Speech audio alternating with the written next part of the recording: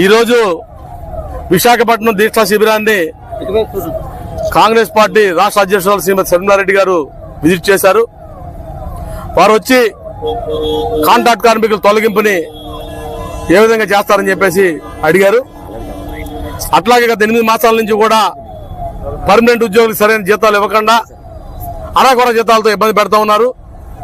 కార్మికులైతే ఉత్పత్తి 100% చేస్తూ మార్చి నెలలో క్యాష్ ప్రాఫిట్ కూడా తీసుకొచ్చారు.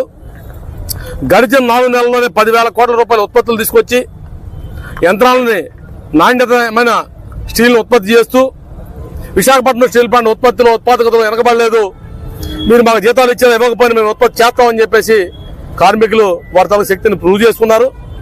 ఈ నేపథ్యంలో విశాఖపట్నం స్టీల్ ప్లాంట్లో కాంట్రాక్ట్ కార్మికులు ఎవరు తొలగించకూడదని 3వ బ్లాస్ట్ ఫర్నేస్ వెంటనే స్టార్ట్ చేసి మానవ వనరుల మొత్తాన్ని వాడుకుని 700 మిలియన్ టన్నుల ఉత్పత్తి వైపు స్టీల్ ప్లాంట్ 40,000 కోట్ల రూపాయల టర్న్ ఓవర్ దిశగా ముందుకు పోవాలని చెప్పేసి మేము ఆశిస్తా ఉన్నాం.